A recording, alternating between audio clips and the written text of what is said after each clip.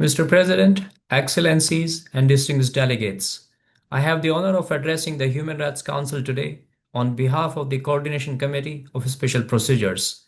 We welcome the convening of this special session to address the human rights situation in and around Al Fasher amid the ongoing conflict in the Sudan.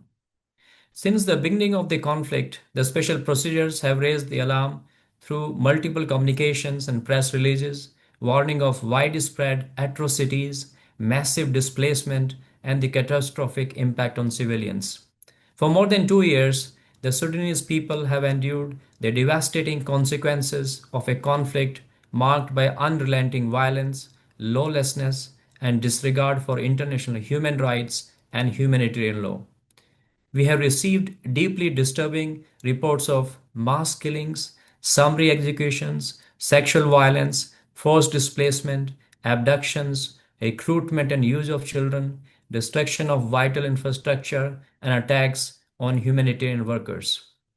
Mr. President, after 540 days of siege, the city of Al Fasar fell to the Rapid Support Forces on 23rd October, making a new and horrific chapter in this tragedy. Reports indicate widespread atrocities during and after the takeover, including ethnically targeted killings of civilians and the use of gender based violence against women and girls. Women have been raped in front of their relatives and detained for days in conditions amounting to torture. When the RSF entered shelters for displaced persons near Al Fasar University, they reportedly selected women and girls at gunpoint, gang raped at least 25 of them, and forced over 100 displaced families to flee amid gunfire. We are horrified by the scale and brutality of sexual violence being used as a deliberate strategy of domination and humiliation aimed at destroying communities.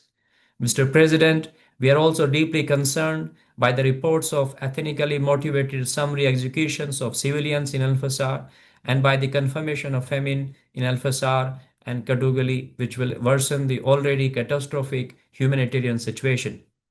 Sudan is now the epicenter of the largest displacement of crisis in the world, with more than 12 million people forced from their homes, including 8.6 million internally displaced persons and over 3 million refugees in neighboring countries.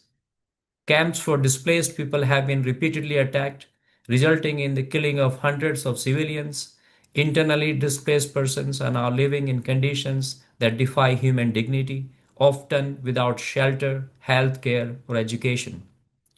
This intensifying violence has far reaching consequences beyond the Sudanese border.